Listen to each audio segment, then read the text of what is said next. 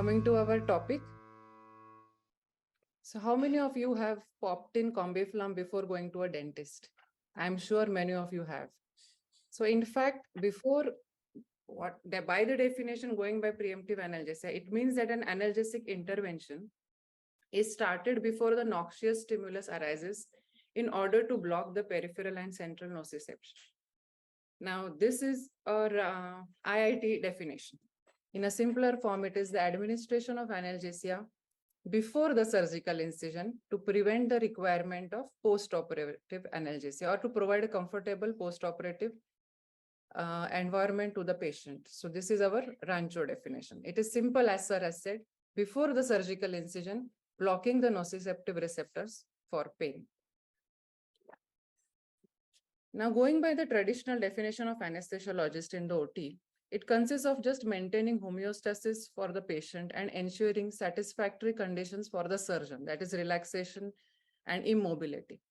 But since over the years, we have started operating or doing complicated cases in case of fragile patients also, our branch has evolved with ERAS. And so our main aim is to provide a good, comfortable, pain-free life to our patients. So considering that, now analgesic intervention started, just I said, before the surgical stimulus arises in order to completely block nociception is called preemptive analgesia.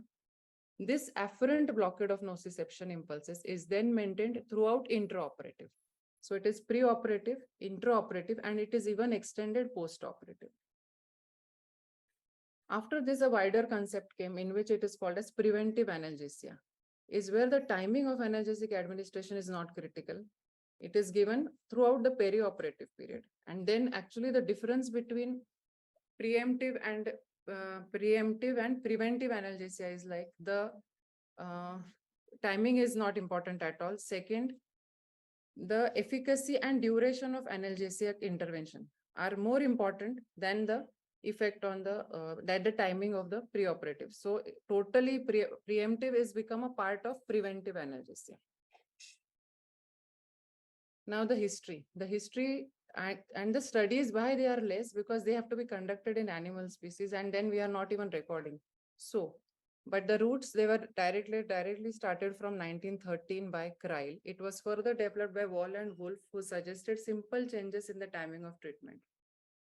3 days continuous epidural morphine plus bupivacaine administered prior to amputation reduced the incidence of phantom limb pain 6 months later. Compared that the duration is quite wide. 6 months later also the pain of phantom limb was not felt, and so early as 1988. Then this role of preemptive analgesia came into picture. So what are the goals of this anesthesia? Why are we studying it today? First is to decrease acute pain after tissue injury, immediately after tissue injury, both intraoperatively and postoperatively, to prevent pain-related pathologic modulation of the central nervous system, so the patient doesn't have a pain memory. Many a times when the patient comes to the hospital, they are sensitized to the smell in the hospital, the phenyl in the hospital, the bed sheets, they say, Hane, there is a typical smell. Even when we go home, we do have it on our clothes also. Our family members also comment, Hane, hospital manna alika, pehle ja bathroom mane. So they have that memory related to that tissues. And this is developed because of the negative or ill experiences they have had during the treatment. So we have to prevent that pain memory, and to inhibit the persistence of post-operative pain and development of chronic pain, definitely. So why should we care about preemptive analgesia? My roadmap will be on this topic. What are the physiological mechanisms in this, and what are the techniques we can follow? So why? Many times patient comes in acute pain. We definitely have to relieve him. Patient directly doesn't come to us for this pain. So particularly consultant who is seeing the patient is the first one who is going to relieve the pain for the patient. In patient, everyone wants to be, hospital, I am comfortable. So it is our duty to give them better pain control, faster post-operative functional recovery, and also less adverse effects. So we are now moving towards opioid-free analgesia. Few basics of this pain. After surgery, there is tissue trauma or nerve injury. Nociceptive receptors are activated. They send signal to our brain, and inflammation process starts due to release of inflammatory mediators. We all are seeing this regularly. And because of this inflammatory mediators, if we don't provide them pain relief at the right time for the right duration, they develop a peripheral sensitization, which causes hyperalgesia, that is high pain due to very less stimulus, and allodynia also. Coming to the details in this, at the site of tissue injury, what happens is there is transition of high threshold nociceptors into low threshold. Otherwise, they are present, we will not have any pain. But because of the chemicals or after the surgical incision, activation of these nociceptors happens. And if we don't provide a pain relief now, it gets into turned into a complex array of inflammatory mediators. Otherwise, and then from this tissue injury, they are also at that site, even from the circulation, they get the other mediators, and there is inflammation at the site of tissue injury. As you can see here, inflammatory mediators at the site of tissue injury, excitatory as well as inhibitory, and they are all converted into electrical stimulation, which is received as pain. Now, substances that promote tissue regeneration. This is a normal process. Even while we have a cut on the road or during our work, anyone has it. Normally, there is inflammation, and it directly or automatically by nature, it is settled down. But many a times, if this pain continues, just as in our operative pain, because the pain is going to continue. So substances that promote tissue regeneration, they act as irritants at nociceptors if we don't give that because of the continuous pain, as in surgical stimulus. So while ongoing nociceptive input, there is modulation of the central nervous system. It is directed to the brain, and there is modulation, actual modulation in the central nervous system through activation dependent plasticity. I will talk about each word in detail. As a result, there is reduction in the pain threshold. Many times, even we touch the patient, particularly a hand in the fracture hand or anything. We just try to come to the patient also and ask them to climb on the OT table, they start having pain. So it is difficult at that level also. In that case, if it is a fracture humerus, many times what I do is I ask them to sit on the stool there only. I give my block in the sitting position, and then the patient is happy. Then I shift the patient to the OP. That also can be done. So that memory, because they have it since it is in the past. Hyperalgesia, increase in responsiveness to peripheral signals may occur, and this process, so which has already occurred at the tissue site, is called as peripheral sensitization. Now, due to peripheral sensitization, this sensitization, it is longer lasting than acute pain. Whatever they have because of the injury, more than that is this pain, and it can actually outlast the half-life of tissue mediators. This diagrammatic representation is easy. The tissue damage, as we have said, then there is peripheral sensitization. Now, suppose this patient is come for a knee repair. Because of the nerve damage at the site, whatever is happening at this site is called as peripheral sensitization. Because of the continuous pain. Now here, if we block the pain, they will not develop this sensitization. That is what is our role here. Then if with the continued pain, it is converted into central sensitization. As I have explained, hyperalgesia, spontaneous pain, and expansion of the receptive field. So whatever they have in their memory, it is carried forward. Modulation in the brain happens. So ability of the brain to change or reorganize because of the lasting pain is called plasticity. And central sensitization is what now this is developed in the brain because of that pain. The response to this pain or plasticity is called as central sensitization. So amplified and longer lasting reaction of the brain to the same or similar experience. One TKR is done, and the patient, if we have not provided good analgesia, first thing is patient will not turn up to us. He will go to someone else. But if he comes to us, he will because even in our case of spinal or regional anesthesia, when we are opting, talking to the patient is also important, decreasing the anxiety. Still, if we opt and he has that developed pain in the last surgery, a female comes for repeated sections. Because somewhere that was not taken care of. So central sensitization. Now, what are the risk factors? Why not every patient develops this? So there is emotional overload. My mother has suffered from this I will also suffer from this. This is also in their mind. Pre-operative pain, definitely. Patient comes for one injury. Now, recently we had one, there was a planned amputation of one limb of below knee. And then the patient had, why she had come for that? She had that pain or that difficulty since childhood, but she was tolerating it and moving ahead. But now the other knee had started showing changes, and there was a plan of TKR for that limb. So she came for this. So pre-operative pain in both limbs, other chronic pain and comorbid stress definitely are the risk factors. In these patients, there is higher chances of they having pain perception for a longer duration. Now, what are the symptoms? Sensitivity to odor, sounds, light. I said, even coming to the hospital, and when they tell us, ki nahi, mala pain hote, but we think that they don't have pain. But because of the central sensitization, which has happened earlier, they do have that pain. So first, for us, it is to address their complaints. We have to listen to them and address them. That is the first sign of reassurance, and patient will be in a positive mood and taking it in a good positive sense also.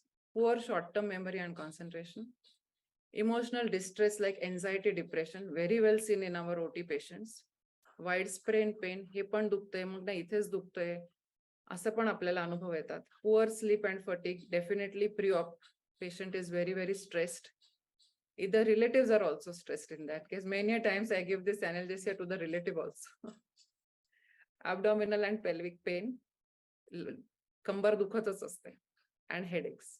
So these are the general symptoms of central sensor. They do complain to us, but we think that nahi, he asheच आहेत. But if we go back to their history and try to understand their sensitization, we do find a solution. Show them their wound even. Ha, na ekda हात फिरवा, एकदा तुम्ही त्याला हात लावून बघा, दुखतोय का, नाही दुखत आहे. Then also they are fine. So simple things. The changes can be divided into two, that is early and longer lasting. Early is actually chemically wise phosphorylation dependent, and transcription. So the memory is built, transcription dependent. Hopefully all of you are still smiling with the heavy pain pathway. Now the techniques, our role. So parenteral and oral non-steroidal anti-inflammatory drugs, yes, they are taking it over the counter also. And once they are with the consultant, he also starts them.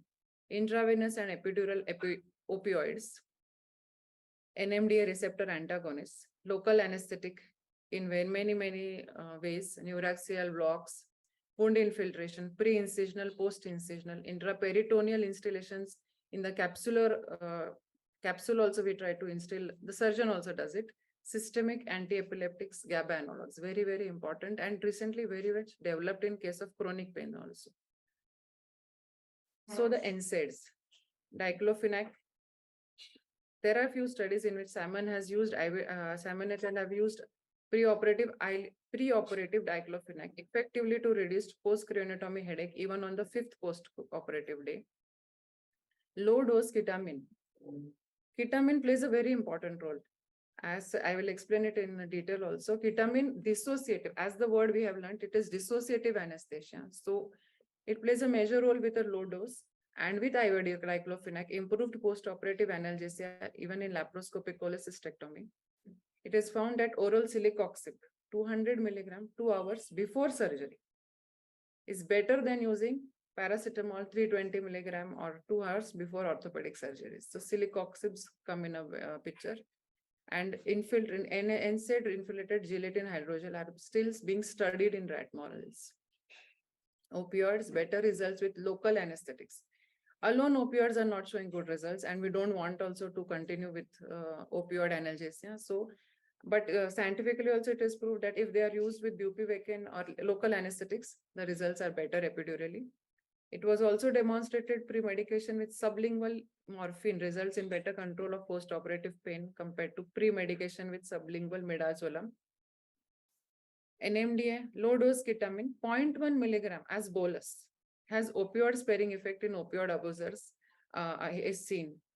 Our patients also are addicted to many drugs nowadays coming to us. Tobacco-stained teeth. So this dissociates them, and we have a good picture in hand, bronchodilator also. Typically dissociation helps. What I have found is with this, if the blood pressure and other hemodynamics are controlled, we can definitely use this with dexmed too.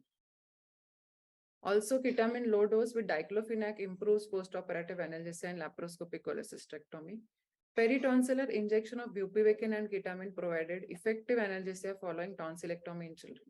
These are all being done preemptively. GABA analogs.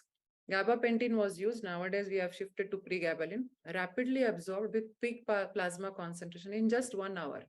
So 1 hour before the patient is taken into the OT, even we can give them 150 milligrams of pregabalin. Does not undergo hepatic metabolism, and 98% of the drug is excreted unchanged in the urine. It not only provides pain relief preemptively, but also suppresses tissue damage induced. That actual chemical modulation which is happening is suppressed by pregabalin.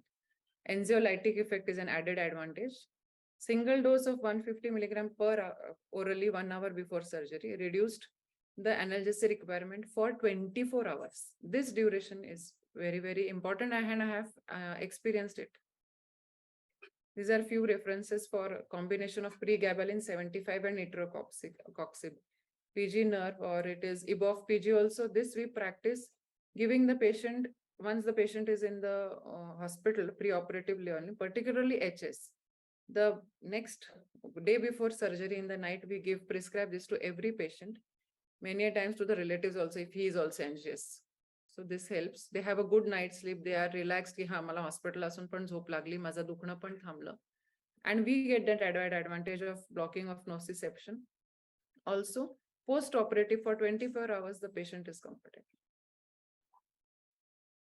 It is these studies are also seen in VATS procedure, pregabalin use also with many critical surgeries also. Now, routine drugs used for preemptive analgesia. Pregabalin 75 milligram 1 night before with the combination of idarocoxib 60 milligram has a good result. For spine, when patient comes for spine injuries, they are already taking pregabalin. So they are comfortable with the drug. Yes, they are drowsy also during the day. So I prefer it previous night. Paracetamol 1 gram before 1 hour before incision helps. Added here, we give pause to the patient 1 gram. Non-steroidal COX-1, COX-2, regional blocks and epidural analgesia started. We do put in the catheter, but we do not start it before the surgery. So this is a good practice to start a low dose analgesic dose through epidural before the actually progressing for the surgery. Opioids, NMDA as aspartate receptor antagonist 30 minutes before incision. Yes, dextromethorphan is seen here as well as ketamine, and pre-incisional local infiltration at the site. Our surgeon men, they think that it is because your block has not acted, you are asked, but now I have convinced them that no, you see, let us also study in pre-op and post-op. So they now ask for, madam, there infiltration there. So pre also the incision is given, and infiltration, and also post-incisional infiltration is given. Extended prescription. Yes, happy hormones. You have to talk to the patient, educate them about the pain physiology. थोडंसं दुखणारच आहे आपण हॉस्पिटलमध्ये, पण I will try to maximum give you a pain-free environment, and they listen to you. असतं त्यांच्या डोक्यात भीती असणारच. It is very, very natural in their case. So it is our duty to talk to them, solve their queries, attend their complaints, whatever they say. It may be a simple की आज motion झालेलं नाहीये. So yes, give them an enema. They have to be very, very satisfied. थंडी वाजते. So we have to attend to that too. Cognitive behavior therapy aims to reframe negative thoughts, emotions, behavior as positive ones. When a patient comes to me as such, as a female also, but any lady patient comes, I talk to her about her mahir. So that first question, she is quite happy. Ki ha, chala, आपल्याबद्दल बोलतायत, मग तुम्ही काय करतात? Then you ask about the family members. So that also is a prescription for our preemptive analgesia. Any contraindications? No, they are not as such. Just a particular allergy, maybe to one drug, but then we can go to the other techniques to relieve the analgesia. Infections at the site and refusal by the patient, but no, they are not doing that. So just to mention the contraindications.